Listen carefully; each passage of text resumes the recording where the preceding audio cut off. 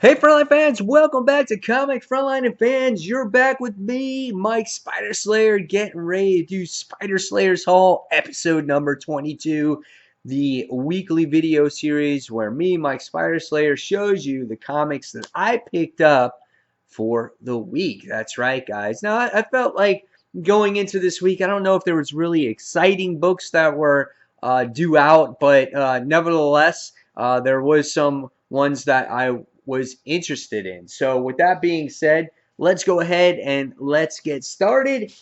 First thing off is we have our Black Bag of Mysteries. That name was given to one of my viewers on here that watches the haul each and every week. So I like that title for the bag. So let's see what's inside, shall we? All right, so we'll go ahead, we take it out.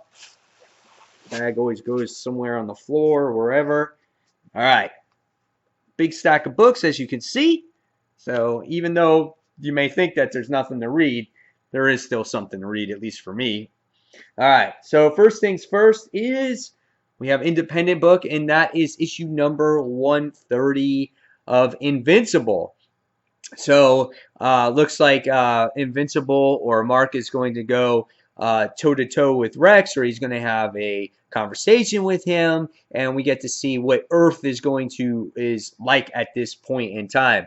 Always excited about Invincible. If you guys haven't heard, unfortunately, the title is ending at issue 144, which is very disappointing. I love this book. In my opinion, I also, if there was something that the book could have continued off of if maybe Mark Grayson was no longer in it. Maybe have Tara, take over the legacy of him or whatnot in the future, if you make a volume 2 of this. That would be kind of cool. But nevertheless, we got this for now. We still have a whole year to enjoy this series, so can't wait to see how it ends. All right, next we have, let's see, Action Comics issue 962. Kind of up to the point now where it looks like we're going to see some story progression with the Oz character, who captures Doomsday. So that will be interesting. I'm ready for a lot of these story arcs, these first story arcs from DC Rebirth to end and move on to the newest stories, as I feel a lot of them are dragged out. But it looks like, this one might make some story progression. Cool cover as we get to see Superman continue to do battle against Doomsday, and you got Wonder Woman by his side. It's a really nice looking cover. And overall, the series is really well done. So this is issue number 962. All right, next we have a new number 1 this week from Rebirth, and that is Blue Beetle. Now, I don't have much history on the Blue Beetle character. I never read pre-New 52 Blue Beetle, and I read a little bit of New 52 Blue Beetle, but that series got canceled real quick. So I'm anxious to see, how this one turns out. If it's, I think Ted Kord, if I'm not mistaken, and the character, hopefully it really interests me, and I can continue to enjoy it. So Blue Beetle, issue number 1. All right, next we have Batman Detective Comics.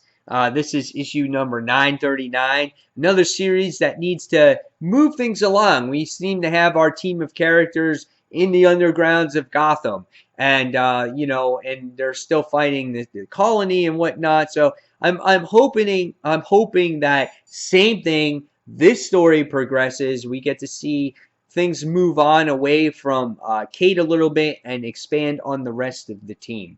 So this is Batman Detective Comics, issue number 939.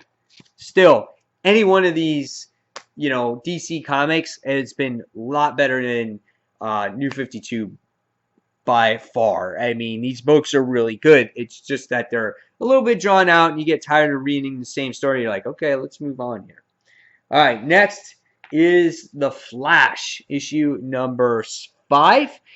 In this book here, we got to see the Doctor and Barry winds up kissing.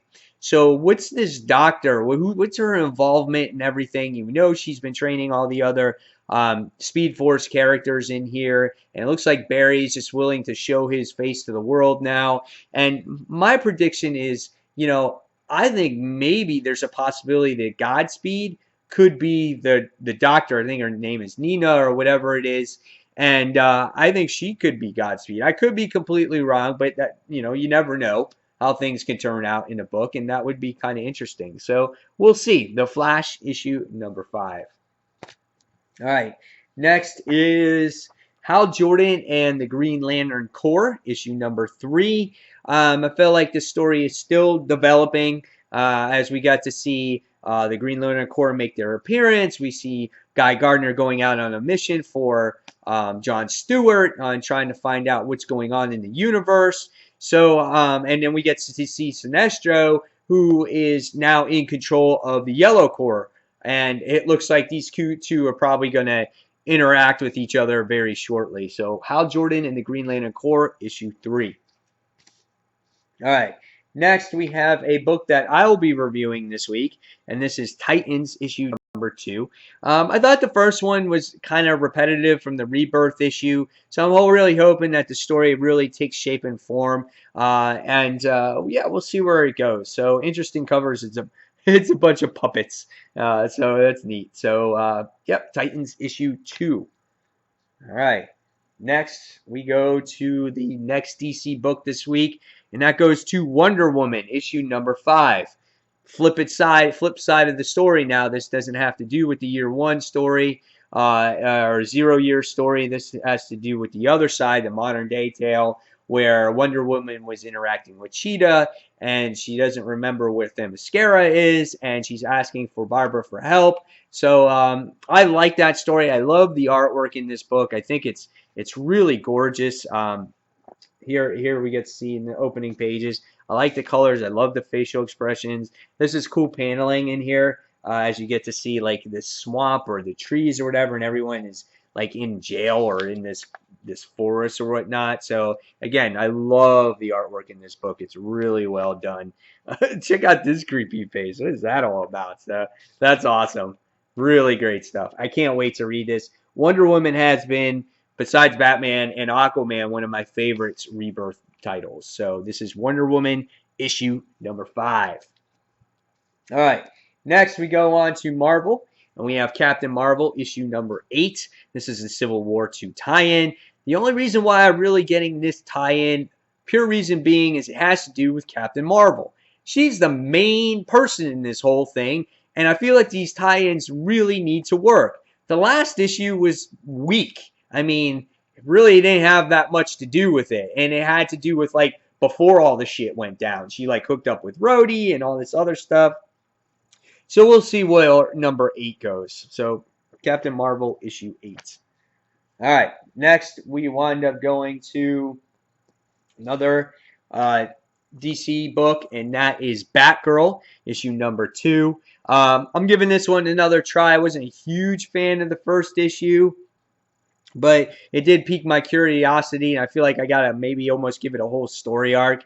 And we got to see her go, and we saw her meet, I guess, one of her friends. I forgot the guy's name. And then she wound up meeting, like, her idol that was this old bat woman from the past. And she was just, like, this old lady, and she gave her this advice. So I thought it was okay. It was nothing special, but it warrants a second try. So we'll see where this goes. This is Batgirl issue number 2. I really like the cover, though. The cover is really nice. All right. Next, we go on to a couple more Star Wars, or a couple more Marvel books, and this is Star Wars issue number 22. The last issue had to do with a bunch of stormtroopers, and yeah, stormtrooper had a lightsaber that looks like he's like some Jedi or whatever it is, or Sith or whatever. So it was really interesting. And now in this issue, it looks like it has to do with Luke Skywalker and Han Solo and everybody else. So I don't know where the last part of this story went. Maybe it will continue, but check out that artwork. The opening artwork is great. This has the feel of Star Wars in it. That's just where the book kind of, it's gotten away from that a little bit, and it's gone to all these other stories. But when you open up that book, like I said, this is a gorgeous looking page of Star Destroyers doing battle against the X-Wings, and there's TIE fighters everywhere. And then we got, Luke Skywalker in there. So who knows? This is the first opening pages of the book. It could go right back to that Stormtrooper stuff. So we'll see what happens. But nevertheless, it's a good-looking introduction to this story. So Star Wars issue number 22. All right. Next from Marvel, we wind up getting Venom Space Knight. Excuse me, issue number 11. This is really cool. It's got Spider-Man on the cover here, and slowly we've been seeing Venom getting back to his original form, the way we have always loved him. And I read a solicitation that with the Marvel Now series, that this Venom, the bad Venom, is making a return and he's here to stay. No more Venom Space Knight, no more legal protector or lethal protector. It's the big badass Venom, and I'm excited about that. I'm excited to see how this actually leads into that new series. So this is Venom Space Knight issue 11. All right, next we have some independents here. The highly anticipated Snot Girl issue number 2. Issue number 1, you know, I read it. It wasn't my taste. It had to do with today's society when it comes to texting and stereotyping and all those types of things. And then at the end, you wind up getting Snot Girl, who winds up using these weird powers, and it looks like she kicks someone's ass, kills them, you think, when you read the issue. Or did the girl just slip? Yeah, you're not really sure. So I want to see how these powers work. Was it the medication that she took? I have no idea. So it definitely piqued my interest, and I had to pick up the second issue. So I'll be doing a review on Snot Girl issue number 2. All right, next is the next one. This is John Layman's Chew, issue number 57. This book is coming to a close very soon. I think it ends at issue number 60.